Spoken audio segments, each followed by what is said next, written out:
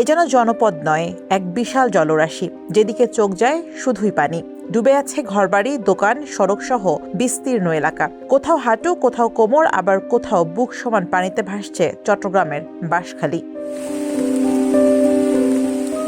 ৬ জুলাই থেকে টানা বৃষ্টির পর ৭ জুলাইয়ে পাহাড়ি ঢলে প্লাবিত হয় বাঁশখালীর ১৪টি ইউনিয়ন। উপজেলার ২১২টি গ্রামের মধ্যে প্রায় ১৫০টি গ্রাম এখনো পানির নিচে। পানিবন্দী কয়েক লাখ মানুষ। অনেক ঘরে ৩ দিন ধরে জ্বলছে না চুলা। খাবার, বিশুদ্ধ পানি আর প্রয়োজনীয় ওষুধের সংকটে দিন কাটছে দুর্গতদের। এদিকে ১০ জুলাই বাঁশখালীতে পাহাড়ি ঢলে মৃত্যু হয়েছে ২ শিশুর। শুধু বাঁশখালী নয়, একই পরিস্থিতি সাতকানিয়ায়। উপজেলার প্রায় ৭০% এলাকা এখনো পানির নিচে। একই চিত্র চাঁদনাইশ, লোহাগাড়া ও বোয়ালখালীতেও।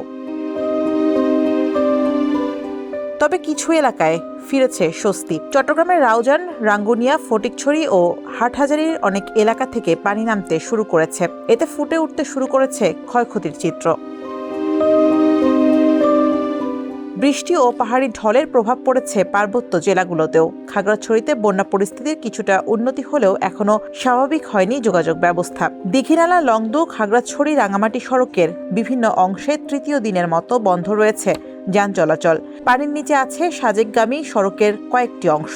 তবে সেনাবাহিনীর সহযোগিতায় সাজেকে আটকে থাকা ৪ শতাধিক পর্যটক ফিরতে শুরু করেছেন। যদিও এই জেলাতেও পানিবন্দী রয়েছে ৫ লাখ মানুষ। বান্দরবানে বৃষ্টি কমায় সাঙ্গু ও মাতামুহুরী নদীর পানি কমতে শুরু করেছে। এতে বন্যা পরিস্থিতি ধীরে ধীরে উন্নতি হচ্ছে। তবে নিম্নাঞ্চলের অনেক এলাকা এখনো প্লাবিত। বান্দরবান ও কেরানীহাট সড়কে পানি থাকায় ১০ জুলাইও বন্ধ রয়েছে যান চলাচল। এদিকে জেলা সদরের সঙ্গে রুমা, রোয়াংছড়ি, থানচি ও রাঙামাটির সড়ক যোগাযোগ এখনো স্বাভাবিক হয়নি।